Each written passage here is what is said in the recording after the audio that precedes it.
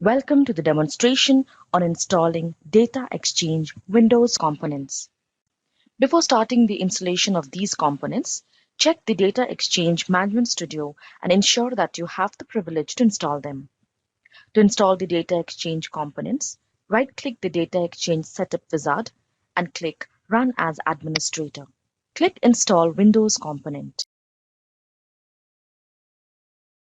Enter the host name of the machine where DEMS is installed. For this demonstration, we will use the production environment. If the machine on which you are going to install DDW has multiple IP addresses, select one from the Choose Network Adapter Identifier list. Select Development Workbench. Click Next to proceed.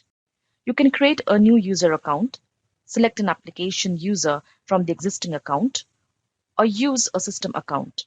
If you create an application user account, then DDW service runs under this account. This enhances the security as it restricts access to the application. For this demonstration, we will select the system account. This page shows the default TCP port number used for connecting to the DDW service. Do not change this unless it is not available. This is the default location where DDW will be installed. Click Install to proceed. When the installation is complete, click Finish. Click Runtime Service. Click Next to proceed. Select the data manager type of the data exchange transformation source. Since our source is DMS, let's select Enterprise Relational and Network Database Servers and click Next. The SQL Server instance that we are going to use is on the local host and we will use the Windows authentication to connect to it. Click Test Connection. This ensures that the connection is established between the runtime service and the SQL Server instance. For this demonstration, we will select the system account. These are the default TCP port numbers used for connecting to the runtime service. Do not change these unless they are not available. This is the default location where the runtime service will be installed. Click Install to proceed. Once the installation is complete, click Finish. The runtime service is installed and started, and its internal database, commonly referred to as the tracking database, is created. Click Runtime Administration. Click Next to proceed. We will use the Windows authentication to connect to the SQL Server instance. Click Test Connection. This ensures that a connection is established between the runtime administration and your SQL Server instance.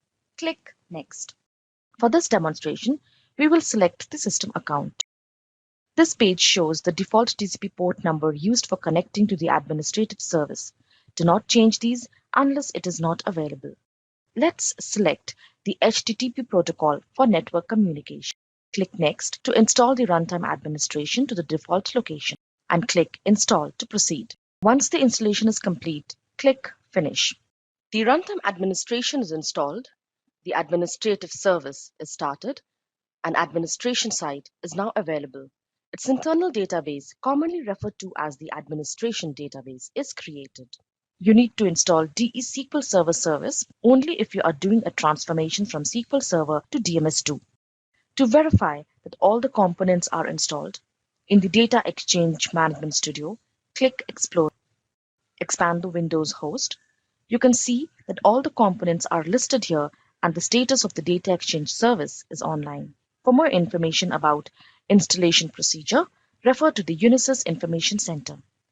Thank you for watching this video.